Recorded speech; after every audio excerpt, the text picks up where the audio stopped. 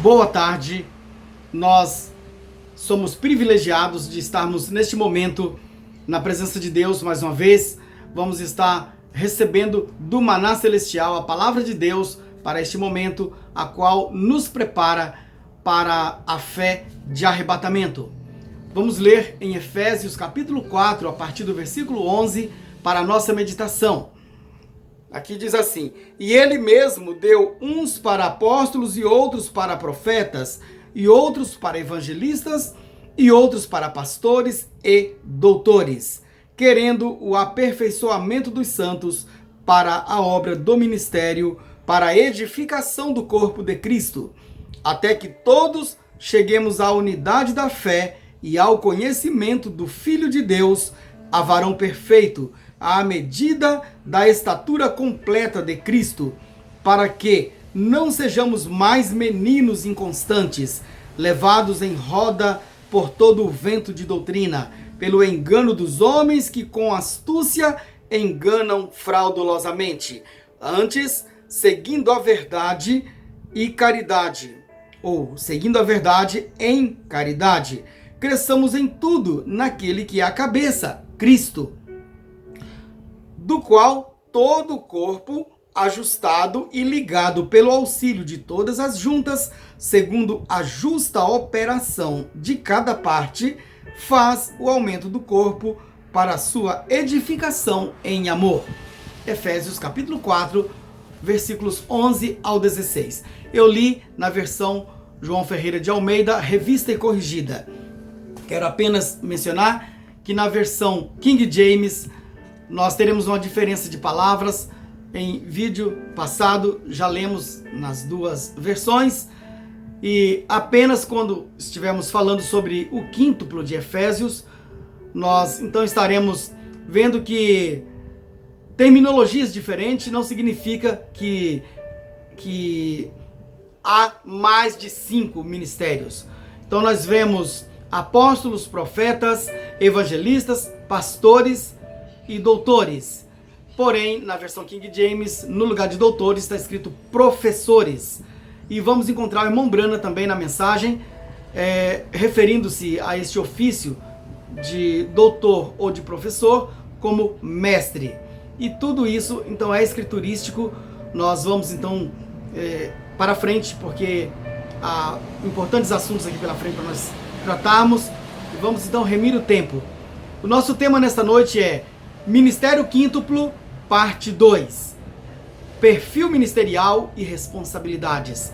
Então estaremos tratando sobre o perfil traçado pelo profeta, pois o Espírito Santo na boca do profeta vem e nos fala. Então não estarei colocando minhas ideias em nada aqui, isso não deve ser feito por ninguém, porque nenhuma escritura é de particular interpretação. Mas o próprio profeta, no qual cremos que Deus enviou para a noiva nesses últimos dias, ele então dará o perfil de cada um desses ofícios. E assim então estaremos lendo na mensagem Advertência depois Juízo. Esta mensagem também ela é conhecida como Deus não chama o homem a julgamento sem antes advertir-lhe. Foi pregado no dia 24 de julho de 1963 no Tabernáculo em Jeffersonville. E estaremos aqui com alguns parágrafos desta mensagem. A tradução é feita pela palavra original. Vamos então entrar aqui no assunto propriamente dito, para que vejamos esses perfis ministeriais. E desde antemão já quero adiantar, nós nos limitaremos a ver cada perfil e sobre a responsabilidade geral do corpo ministerial e do corpo como um todo. Pois o corpo não é feito só de ministérios, desses 5 ministérios. O corpo tem membros e todos temos responsabilidades para com Deus. Vamos então, primeiramente aqui, o parágrafo 107 desta mensagem, já citada, diz assim: e então encontramos que o apóstolo é um homem especial. Ele é um ordenador. Ele é um homem enviado por Deus para pôr as coisas em ordem. Bem, então nesse parágrafo 107, o profeta traça o perfil para nós de um verdadeiro apóstolo. conforme as Escrituras. Então, um apóstolo, o profeta, eu poderia dizer muitas coisas, eu tenho fartura de referências nas mensagens e nas Escrituras, porém não é pelo muito falar. Para quem é crente, crê que o profeta está falando a verdade, e eu já disse, num outro vídeo posterior, estaremos tratando com mais amplitude cada um dos ofícios, senão teríamos hoje um vídeo muito longo. Bem, então, um apóstolo, aqui conforme o profeta mostra, é um ordenador, é um que coloca as coisas em ordem, é um estabelecedor, é um enviado, é um missionário, o profeta diz. Você verá isso, terá oportunidade também, depois quando eu estiver expondo no próximo vídeo para isto. Bem, então, vemos aqui já o perfil do primeiro caso, apóstolo. Vamos ver agora profetas, né? Então, parágrafos 102 e 103 desta mensagem, Deus não chama o homem a julgamento sem antes advertir-lhe. Parágrafos 102 e 103, o profeta diz assim: e então o profeta é reticências, da Bíblia, reticências. Um profeta genuíno e real é uma pessoa especial, não é diferente de alguma outra pessoa, mas ele tem uma tarefa especial. Vem, e tendo uma comissão especial, ele tem que ser especial, um pouco fora do caminho dos outros, para poder fazer isso. É como se Deus quisesse que seu profeta fosse uma águia. Agora, uma águia é um pássaro especial. Ele é só um pássaro, porém, um pássaro especial. E ele pode voar mais alto que outros pássaros. Ele pode ver mais longe que outros pássaros. E agora, para poder ir mais alto, ele tem que ser construído assim, de maneira que possa ir mais alto. E que bem faria ele ir ali em cima, a menos que pudesse ver o que estava fazendo depois de estar lá em cima. Vem, portanto, ele tem que ser um pássaro de construção especial.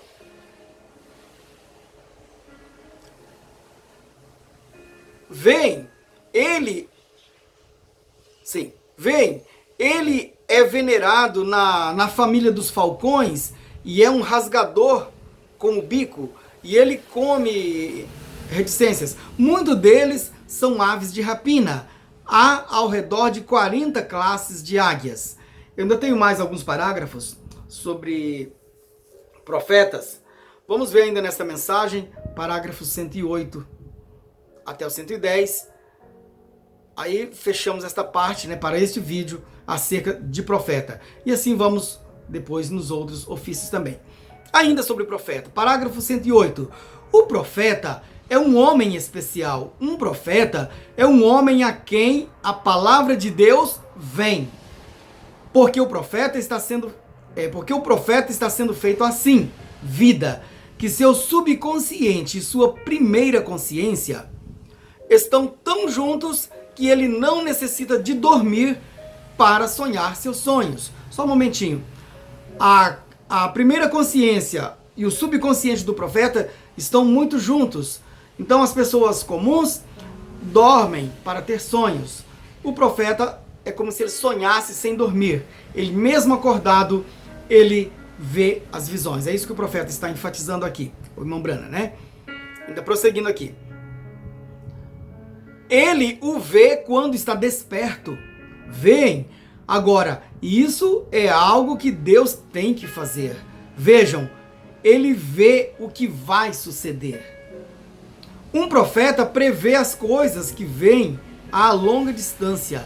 Ele vê a taça da ira de Deus cheia, antes que esta seja completamente cheia. Vem, ele pode dizer, assim diz o Senhor, Deus destruirá esta cidade, exceto se vocês se arrependerem.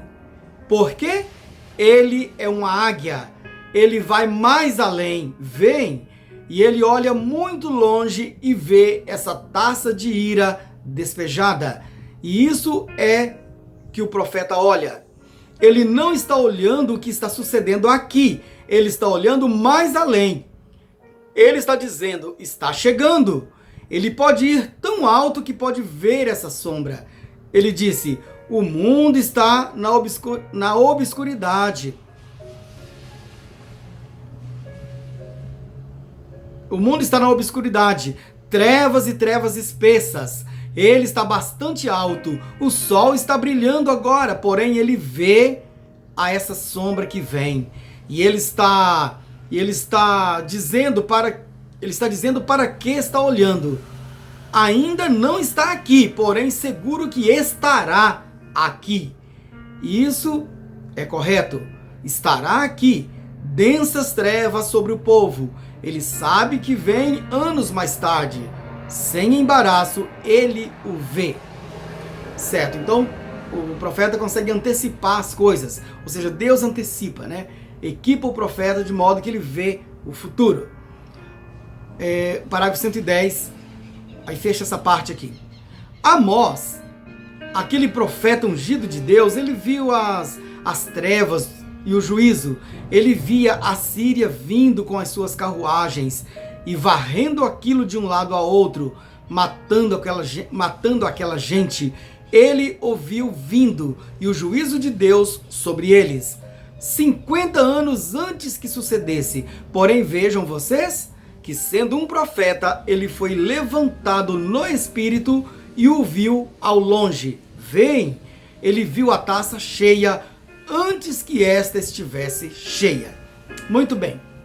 Então, esse é o quadro, esse é o perfil ministerial para um verdadeiro profeta de Deus. Lembrando que o assunto não esgota aqui, tá? Apenas para encabeçar, é uma forma de cabeçalho, para termos então como nomear, como identificar cada um desses 5 ministérios. Na visão do profeta, como o profeta Imam Brana vê esses ministérios. Até mesmo isso aqui eu estou cumprindo, nós estamos cumprindo neste momento, uma advertência de Deus através do profeta. Se houver tempo estarei citando ela depois, que está no livro da Revelação dos 7 Selos. Já foi mencionado em vídeo anterior, parágrafos 106 e 107 desse livro, se houver tempo estarei trazendo, sobre a advertência que o profeta faz de ficarmos somente com o que está nas fitas, somente o que foi gravado nas fitas, o material que está ali. O profeta falou assim, não diga nada fora disso, diga somente o que está nas fitas. E este sermão que eu estou lendo aqui diante de você, isso é o que está na fita. Então eu estou lendo e você está recebendo isso exatamente como se você também estivesse lendo ou ouvindo da própria fita. O profeta não proibiu que falasse, apenas não é para falar diferente da fita, é para falar o que está na fita. Mas tem significado então falar? Por que não deixa o profeta direto falar? Bom, no tempo de Neemias e Esdras, você sabe que o povo estava todo desviado e Deus usou os levitas, usou Esdras e usou Neemias para trazer a lei ao povo, e foi feito um púlpito de madeira para aquele fim, e o povo ali de pé ouvia a leitura e a explanação da palavra. Eles iam lendo, pausando, explicando, e assim então o povo creu e o povo se posicionou desta forma. Então é para isso que há os 5 ministérios. Não adianta queremos atingir a fé para o rapto, fé para o arrebatamento, omitindo esses 5 ofícios bíblicos. Vamos seguir em frente. Bem, então nós já vimos o perfil ministerial do apóstolo, ou dos apóstolos e dos profetas. Veremos agora como que o profeta trata a questão do evangelista, ou dos evangelistas, aqui nessa literatura. Parágrafo 105, o profeta diz assim: o evangelista é um homem especial. Ele é um homem que está ardendo como uma bola de fogo. Ele corre a uma cidade e prega sua mensagem. Então sai dali para outro lugar. Veja, ele é um homem especial. Bem entendido, o assunto não esgotou aqui, mas você pode ver o perfil de um evangelista como o profeta Imam Brana viu e vê e repassa para nós.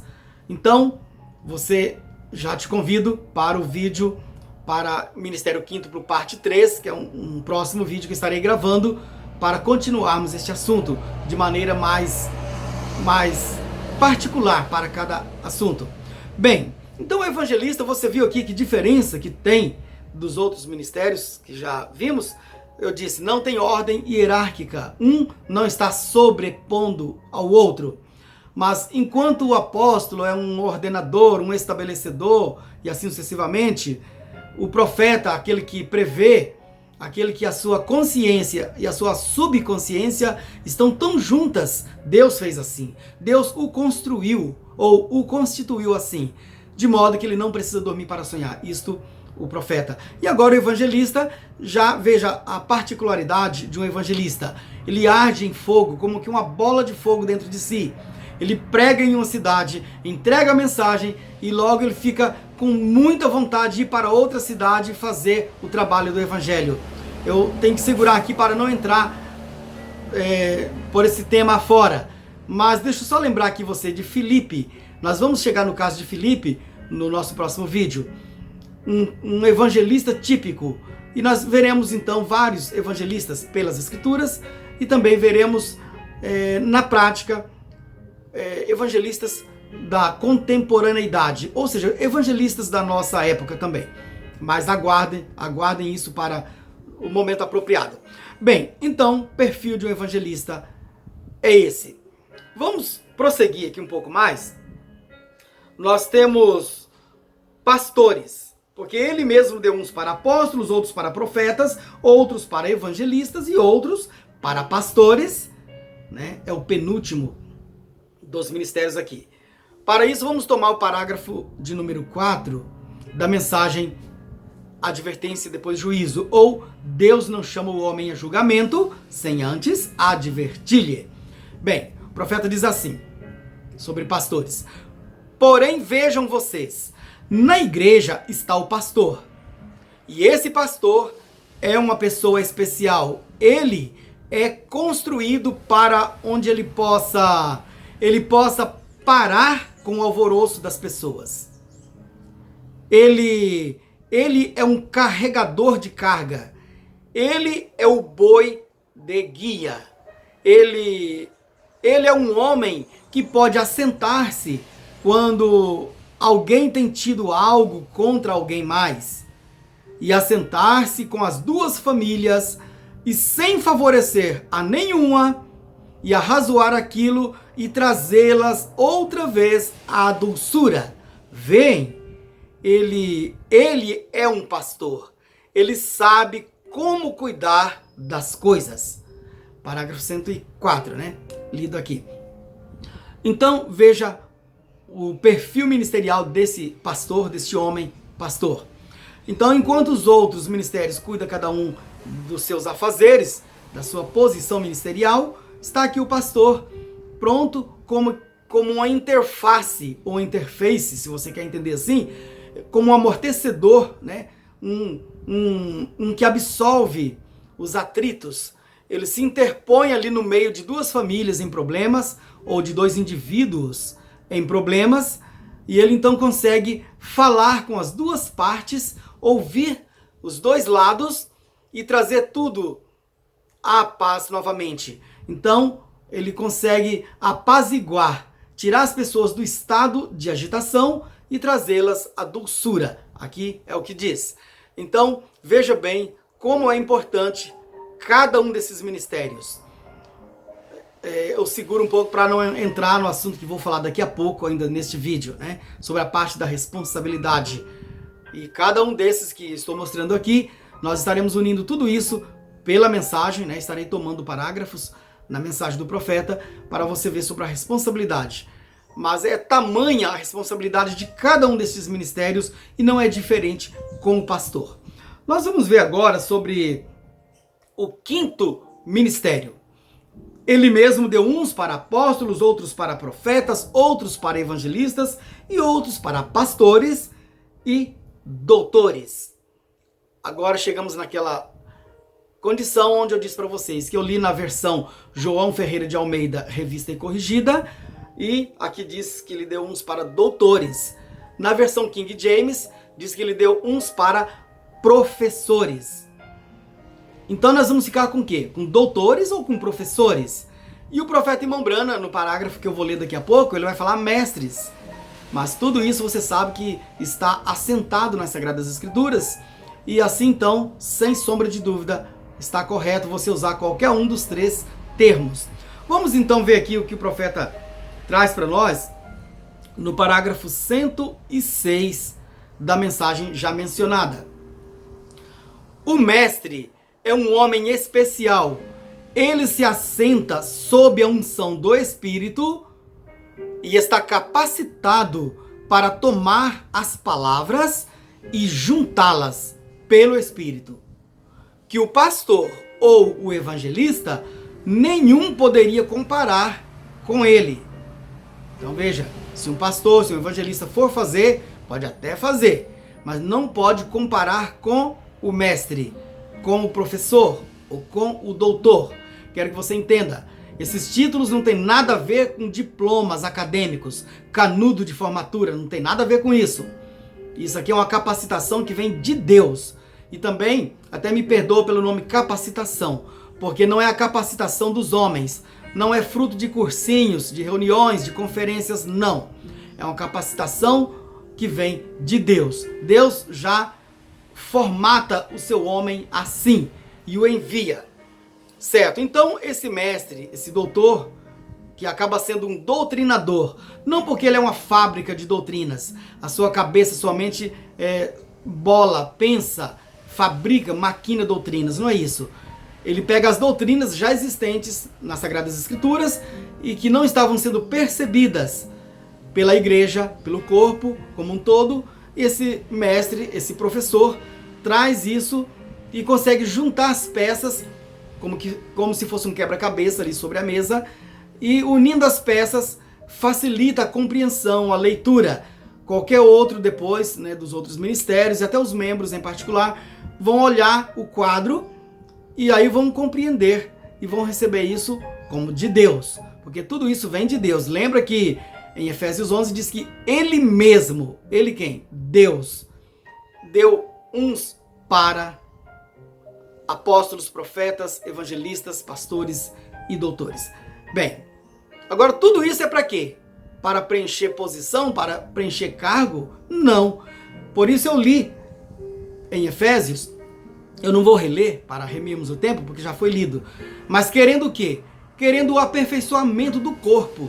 Agora, prezado ouvinte, antes de entrarmos aqui na leitura de alguns outros parágrafos, já está traçado, né? Estão traçados os perfis ministeriais de cada ofício, de acordo com como o profeta mostra. Mas agora vamos então para a parte da responsabilidade. Primeira responsabilidade, não só dos ministérios, mas de todos. Estamos falando aquilo que a mensagem fala. Para isso, deixa eu tomar aqui a revelação dos 7 selos, parágrafos 106 e 107. Já está em outro vídeo, mas eu preciso tomar isso neste vídeo para que esse material fique aqui bem próximo de nós, porque precisaremos disso. Assim, agora ouçam cada palavra, captem isto. E se você está ouvindo isto nas fitas ou de alguma outra forma, vírgula, um momentinho. Se você está ouvindo isso na fita ou de alguma outra forma, veja bem, o profeta admitindo que você pode ouvir isso na fita ou em outra mídia. Então não tem que ser somente a fita cassete, a peliculazinha, aquela fita magnética enrolando no carretelzinho, não. Você vai ouvir também em outro tipo de mídia. Mídia digital e sucessivamente. Ou uma outra forma. Isso ficou subjetivo, outra forma. Fui eu que disse mídia digital, outra mídia. Só sei que o profeta deixou aqui claro que se você está ouvindo da fita ou de outra forma. Essa outra forma fica em aberto. Eu acredito que lendo aqui na mensagem, nós estamos ouvindo de outra forma também. Sim. Então o profeta diz assim: então fique exatamente com esse ensino da fita. Não diga nada senão o que a fita diz. Apenas diga exatamente o que a fita diz. Está vendo? Agora, porque algumas dessas coisas nós vamos entender bastante quanto a isto. Agora, qual o motivo dela ser mal entendida? Está vendo? E não fale em dizer apenas o que a fita diz. Não diga nada mais, está vendo? Porque eu não digo isso de mim mesmo. Então veja, irmãos, que o profeta não diz, essas palavras não são dele. O profeta não pensou, não maquinou, não elaborou nada para dizer. O Espírito Santo disse na boca do profeta. Não diga nada mais, está vendo? Eu não digo isso de mim mesmo. É ele que eu diz. Veja, e tantas vezes confusão. Confusão é Babilônia, é Babel. Tantas vezes confusão. As pessoas se levantam e dizem, bem, fulano de tal disse que isso quer dizer tal e tal. Somente deixe-o da maneira que está. Veja, é assim que queremos a Bíblia, exatamente da maneira que a Bíblia diz. É assim que o queremos, exatamente assim. Não coloque interpretação própria nisto. Já está interpretado, disse aqui, ó.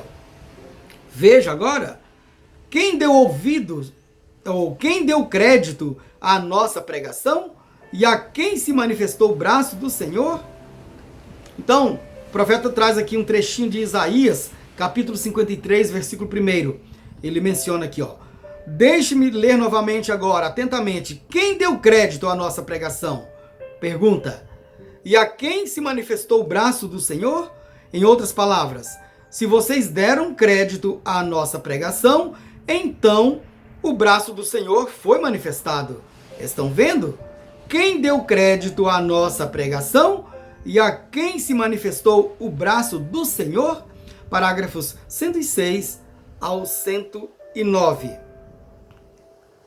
Isto, da mensagem Deus ocultado ou ocultando-se em simplicidade, da série A Revelação dos Sete Selos.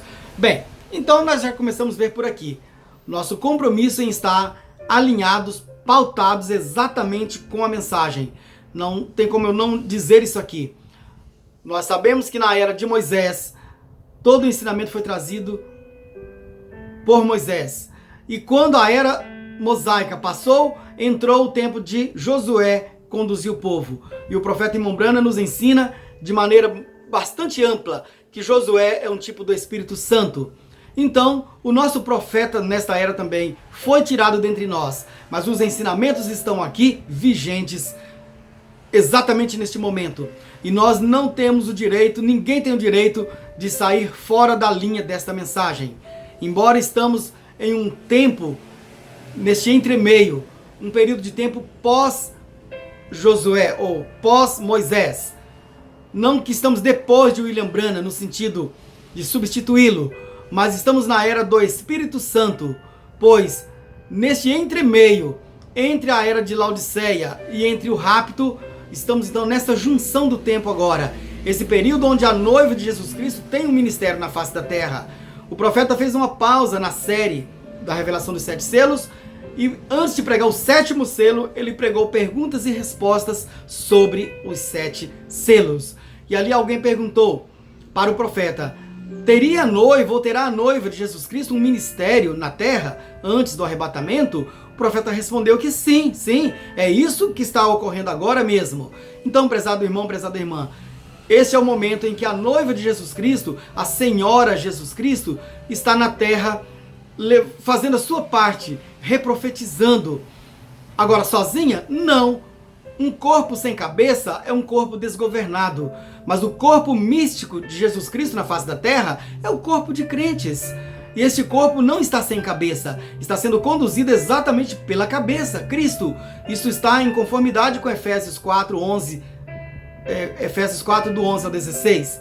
Eu não estou lendo, eu poderia estar calmamente fazendo um estudo versículo por versículo, mas eu preciso remir o tempo e estou falando também com pessoas que lê, que conhece as escrituras, conhece as mensagens. Isto é para você, irmão, é para você, irmã, é para você, eleito, eleita de Deus, que talvez nem mesmo foi ainda batizado ou batizada no nome do Senhor Jesus Cristo, porque estava aguardando o momento oportuno, mas cada redimido, cada redimida de Deus que ainda não se posicionou nesse corpo, haverá de se posicionar para que o arrebatamento aconteça. Então é para você esta mensagem. O chamado que Deus tem para mim, para o meu coração, o chamado ministerial é pregar para as virgens prudentes, é para pregar para aqueles que estão adquirindo fé para o arrebatamento, e não para outros que levam as coisas de uma maneira mais frouxa, mais folgada, e seus pastores, seus líderes até os confortam dizendo: não, se você perdeu o rapto, aí você tem outra chance lá na frente.